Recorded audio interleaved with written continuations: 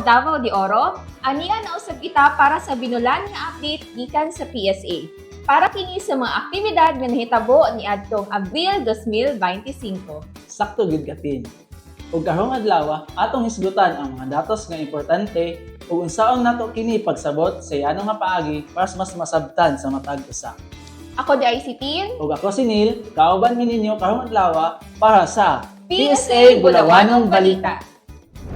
Sugdan nato kini sa unang balita, ang inflation report. Sa Abril 2025, nikunhod ang inflation rate sa atong probinsya ngadto sa negative 1.6% gikan sa negative 1.2% ni adtong Marso.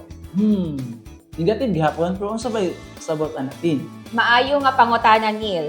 Ang negative nga inflation rate nagpasabot nga misaka ang purchasing power sa kwarta. Kaya ang mga presyo sa pipila ka produkto misugod og ubos. Tumpak, labi na sa bugas, mais ug gasolina. Kining mga produkto dako kay epekto sa adlaw-adlaw nga panginabuhi. Yes, sakto. Labi na gyud ang gasolina kay kung bisan asa kang aspeto mo tan-aw naa jud siya epekto.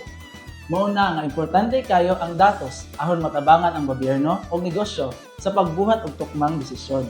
Sakto kanil. Ug human sa presyo, atong tan-awon ang datos sa pagpanginabuhi sa mga katawhan sa Davao de Oro.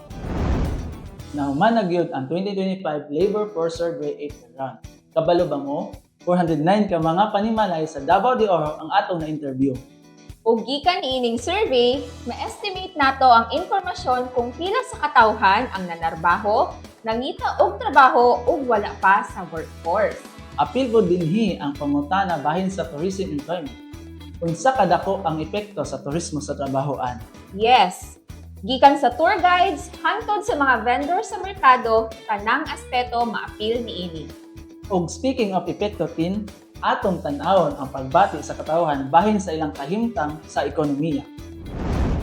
Karon, atong hisgutan ang resulta sa Consumer Expectation Survey para sa Abril 2025. 48 ka panimalay ang interview ani ug ilang ipakita ang ilang pananaw sa ilang kita, presyo sa palaliton o panginabuhian sa umaabot. Ikaw, Neil, positibo pa ba imong tan-aw sa ekonomiya? Positibo pa man, laban lang tatil. Kung confident ang mga konsumante, mas daghan ang gasto, magnegosyo ug mag-invest. Maayo, kay kining mga datos makatabang sa sektor sa ekonomiya sa pagpanday sa mga tukmang palisiya. Nahimo sab nato ang Provincial Data Review alang sa Q1 2025 Agriculture and Fisheries Survey. Yes, gitan-aw nato ang mga datos sa produksyon sa humay, isda, mais ug uban pa. Importante kini aron na mahimong husto ang report pud nato inig-abot sa Regional Data Review. Saludo ko sa tanang mag-uuma ug mananagat. Kamo gyud ang haligi sa atong pagkaon. Sa mga ka-farmer o ka-fisher, salamat kaayo sa inyong pagpaningkamot. Kayo ang bida. Ug karon, ato na pong hisgutan ang mga updates sa atong National ID. Nagpadayon gihapon ng National ID registration. Gipasiugda usab nato ang pag-update sa mga demographic information sa National ID. Kung adunay sayop ang imong pangalan or gusto nimo i-update ang imong marital status, adto lang mo sa among opisina, dala ang supporting documents. Libre ra ang pagparehistro o pag-update ha. Muna ayaw na og langay-langay. Sakto, Neil, hapsay sab ang among serbisyo ug dali ra sab ang transaction. Ug mauto ang pinakainit na mga balita ug datos alang sa bulan sa Abril gikan sa PSA Davao de Oro. Salamat sa inyong kanunay nga pagsubay. Ang datos dili lang para sa libro, para kini sa kalambuan sa atong probinsya.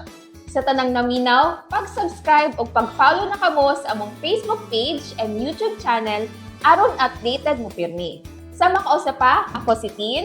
Ug ako si Neil. Kita-kits sa sunod nga episode sa PSA Bulawanong Balita.